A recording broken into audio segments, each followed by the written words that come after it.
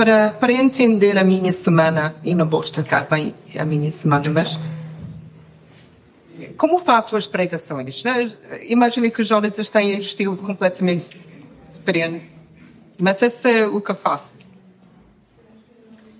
Eu sento-me com a minha agenda aberta e eu escrevo em papel, vou trabalhar na minha pregação aqui.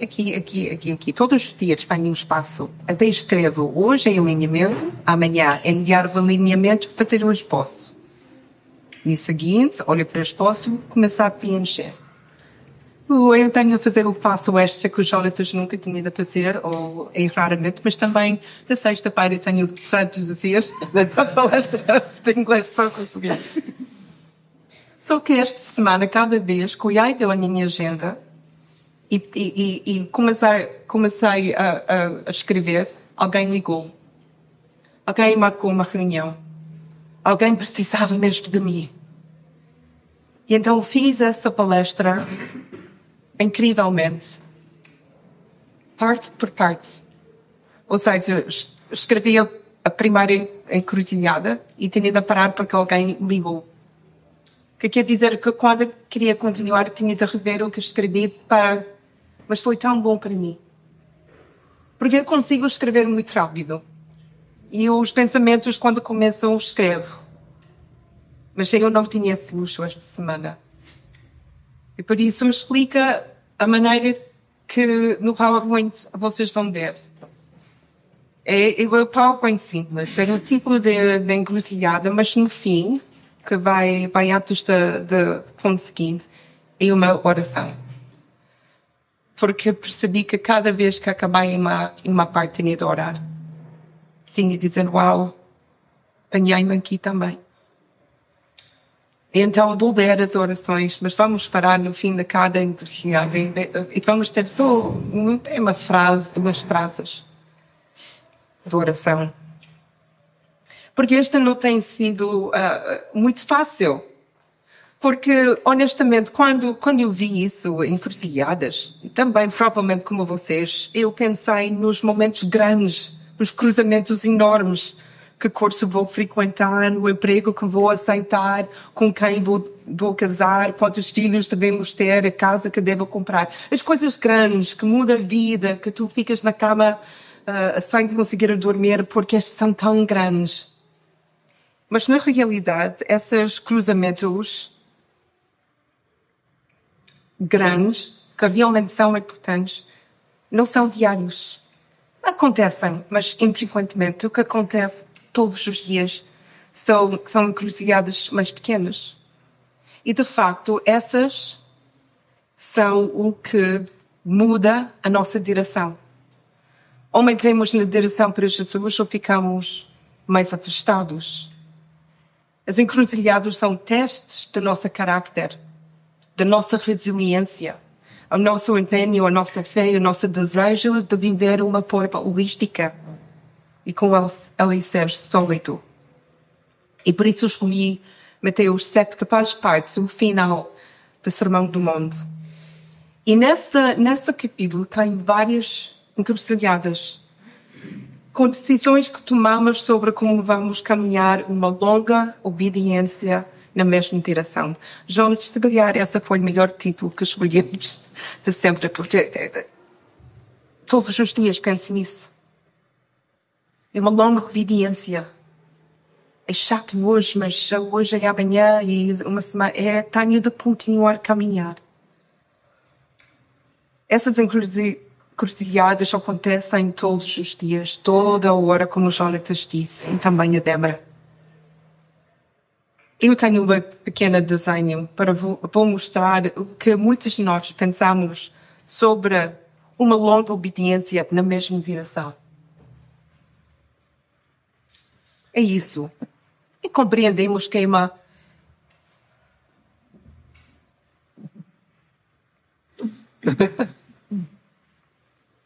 Compreendemos uma longa viagem e estamos felizes para ser na mesma direção. Se calhar não gostamos do facto que há uma ligeira subida aqui, embora que, não sei como vocês dizem isso, essas linhas aqui são switchbacks. Ou seja, Tu ainda tens a subir, mas é muito mais suave do que uma linha reta. Mas essa subida, que é constante, é sempre para frente e para cima. É agradável, mas não muito realista. É provável que a segunda ilustração seja mais autêntica.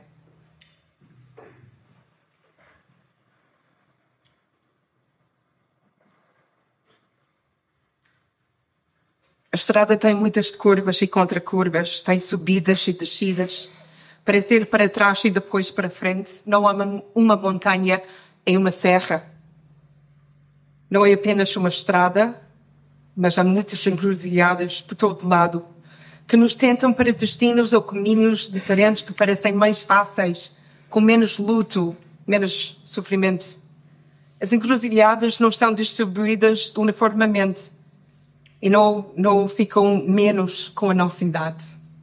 Trata-se de uma longa obediência na mesma direção.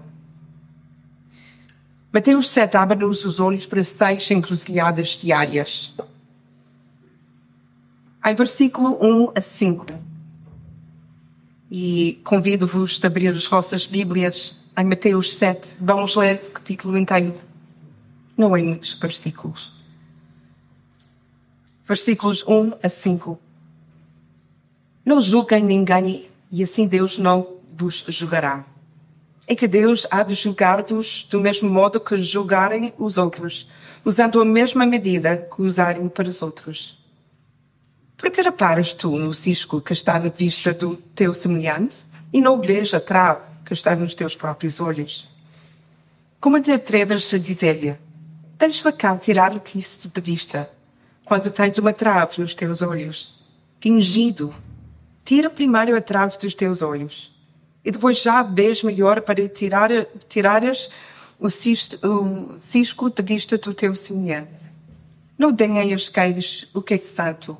Eles são capazes de se virar contra vocês e de vos despedaçar. Não deitam as vossas pernas aos porcos, pois eles vão pisá-las. Alguém passa por nós, estamos a conversar, estamos a fazer compras. Estamos no carro e vemos alguém a fazer uma manobra perigosa ou irritante. Ouvimos alguém. Observamos alguém que parece um pouco diferente, que soa um pouco diferente, ou que faz algo de uma forma diferente. Talvez essa pessoa tenha uma forma diferente de nós. Fala mais alto que nós. Tem um cheiro diferente do nosso, ou tem feito escolhas diferentes das nossas vidas. O que nos passa pela cabeça em todos esses exemplos? Analisamos? Julgamos? Colocamos essas pessoas na nossa caixa pré-fabricado, onde colocamos os estranhos, os diferentes, os irritantes. Encontramos-nos na encruzilhada do que pode parecer uma decisão insignificante. Não é visível. Ninguém sabe o que estamos a fazer. Mas, na realidade, é uma decisão muito importante. Mostra quem realmente somos. Essa mexe com o nosso carácter. Seremos nós pessoas que decidem, na encruzilhada, julgar os outros? Ou optamos para os amar, tal como são? Será que nós estamos a esperar de ser julgados? Eu não estou preparado para isso. Eu não acho que as pessoas estão a julgar-me. Mas então, por causa que eu tenho esse direito de julgar os outros? Nenhum de nós é suficientemente bom, puro ou justo para julgar os outros. Estamos aqui todos. Somos pessoas imperfeitas, salvas pela graça e só graça.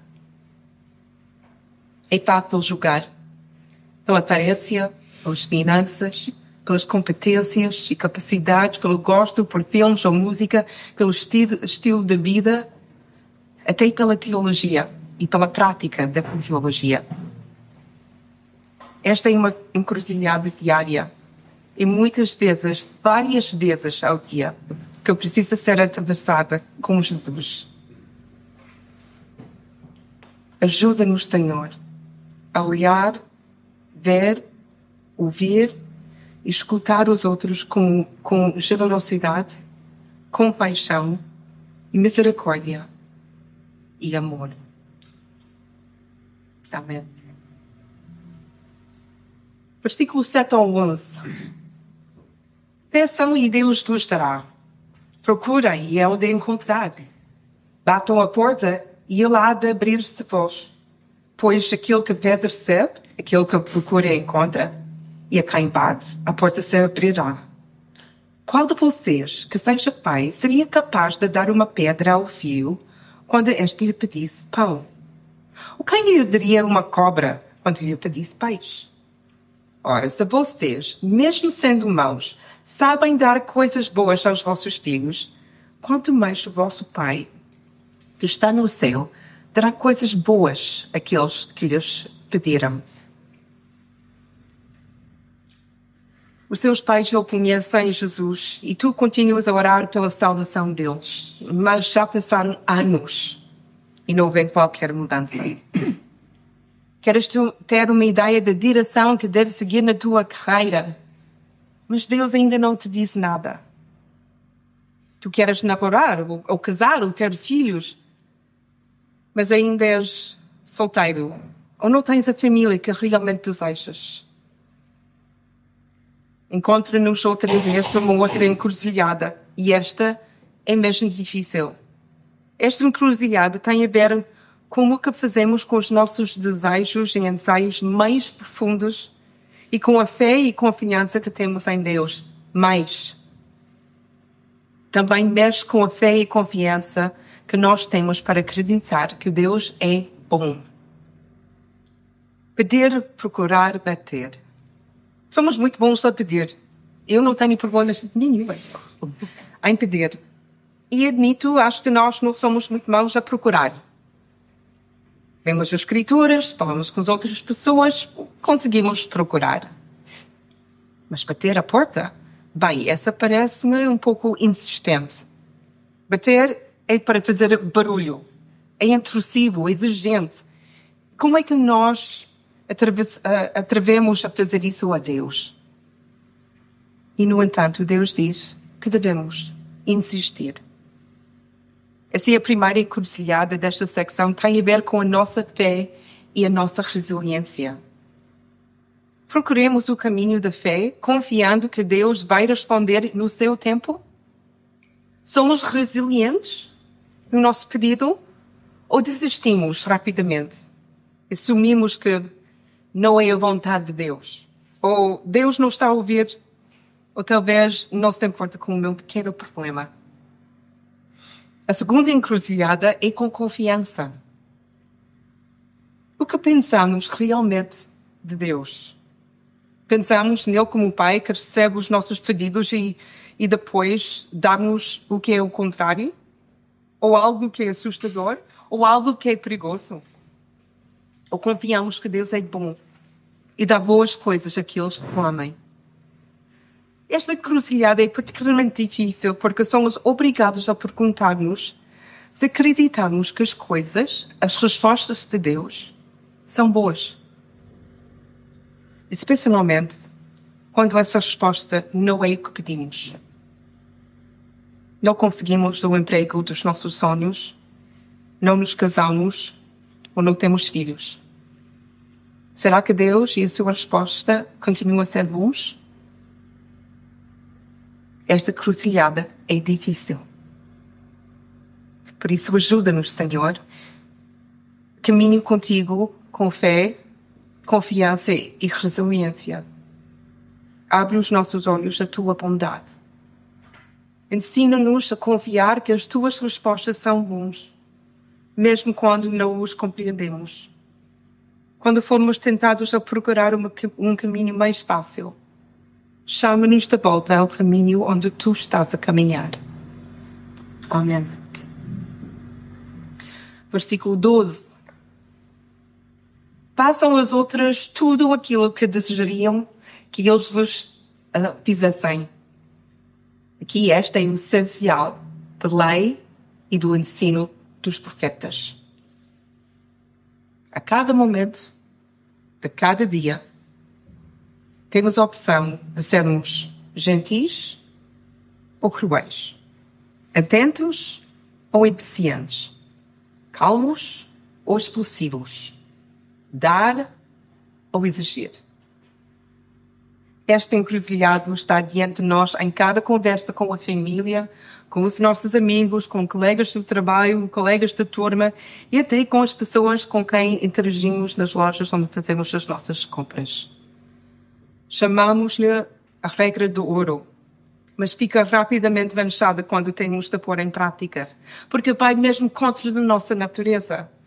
Joga com o nosso medo de sermos tratados injustamente ou de sermos aproveitados. Será que escolhemos o caminho da bondade e da generosidade para tratar os outros como gostaríamos de ser tratados? Ou seguimos o caminho mais fácil? Escolhemos o caminho mais largo e cômodo que exige olho por olho? Ajuda-nos, Senhor, a morrer por nós próprios e para o nosso medo constante de sermos enganados. Ensina-nos a ser humildes e mansos, seguindo apenas os teus passos. Amém. Versículo 13 e 14. Entrem pela porta estreita, pois é largo a porta e espaçoso o caminho que vai dar a perdição. E são muitas as pessoas para ali sem caminho. Mas é estreita a porta e apertado o caminho que vai dar a vida eterna. E são poucas as pessoas que o encontram. Teu amigo cresceu contigo na escola dominical ou na igreja, mas não está agora a caminhar com Jesus e queres saber porquê. Não entendes. Perguntas-te porquê esta longa obediência na mesma direção é tão difícil. Os outros que não estão na mesma caminhada parecem ter tudo o que quer. Dinheiro, diversão, poder, sexo sem consequências. Encontramos-nos numa nova encruzilhada. E esta vai determinar o resto da nossa vida e eternidade. Que caminho vamos seguir? Porque não basta conhecer o caminho e a porta de entrada. Não basta acreditar que ela existe. Eu conheço muitas pessoas que na sua cabeça conhece o caminho e acredita que existe. Mas é preciso passar pela porta e pôr os pés no caminho. E essa porta é apertada. E temos de permanecer nessa estrada. E realmente é estreita. E outra porta e outro caminho, ambos são largos e cabem muitas pessoas ao mesmo tempo. E as pessoas que estão lá a caminhar parecem ter tanto divertimento, estão felizes, ou pelo menos estão rodeados de muita gente. Nenhuma dessas estradas parece ter um fim. Mas todos sabemos que têm. Todos também já foram avisados do que acontece no fim da estrada. E por isso, escolha com conhecimento e sabedoria que caminho queremos escolher. Não no momento, mas agora. Senhor, a porta apertada e o caminho estreito parecem, por vezes, intimidantes e solitários. Caminha conosco, segura a nossa mão e envia-nos outros que caminhem conosco. Não queremos apenas saber de ti e acreditar que existes. Queremos que os nossos pés estejam no caminho e que as nossas vidas sejam dedicadas à viagem. Amém. Versículos 15 a 23. Cuidado com os falsos profetas. Vêm ter convosco como se fossem ovelhas, mas por dentro são lobos ferozes. E pelos seus frutos, que hão de reconhecer. Porventura podem colher-se uvas de silvas ou figos de cardos. Portanto, a árvore boa dá bons frutos, e a árvore má dá maus frutos. Assim, pois, uma árvore boa não pode dar maus frutos, e uma árvore má não pode dar bons frutos. Toda árvore que não dá bons frutos, corta-se e dar-se ao fogo. Portanto, é pelas suas ações que poderão reconhecer os falsos profetas. Ouvimos um ótimo sermão online e decidimos continuar a ouvir essa pregadora semana após semana e ganhamos muito respeito para a pessoa. Mas depois ficamos surpreendidos quando descobrimos que o pregador roubou milhares de euros da sua igreja. Ou nós mesmos temos uma ótima reputação junto das outras pessoas. Eles gostam mesmo de nós. Pensamos que somos grandes ouvintes, sábios e atenciosos. Mas em casa, gritamos, somos exigentes e ficamos a queixar quando não conseguimos o que nós queremos. Este é um cruzamento que parece fácil evitar, mas não. Muitas pessoas tomam o caminho errado quando se trata de integridade pessoal. Descobrem que é muito fácil falar e comportar-se de uma maneira em público e de ser alguém totalmente diferente em privado. Afinal dos contas, todos nós somos bons na arte de esconder os nossos pecados. Então, nesta encruzilhada, somos convidados a deixar cair as nossas máscaras e o nosso fingimento e prosseguir com Jesus, expostos. É o caminho da humildade e da vulnerabilidade. Está cheia de confissão e arrependimento. E por isso parece que estamos de andar para trás antes de andar para frente. Senhor, ajuda-nos a caminhar com integridade, sendo completamente honestos e vulneráveis. Salva-nos de sermos tentados a seguir o caminho do engano e da negação. Que o fruto que produzimos seja agradável à vista, ainda melhor ao paladar. Amém. Versículo 24 a 27. Nem todos aqueles que me dizem, Senhor, Senhor, entrarão no reino dos céus, mas apenas os que fazem a vontade meu. Pai que está, vontade do meu Pai que está nos céus. Quando aquele dia chegar, haverá muitas que vão de dizer, Senhor, Senhor, não profetizamos em teu nome, não fizemos inúmeros milagres em teu nome, não chegamos a expulsar demónios em teu nome. Então, há de declarar-se, nunca vos conheci. Afastem-se de mim, seus malfeitores. E vou continuar a 24. E onde vamos focar?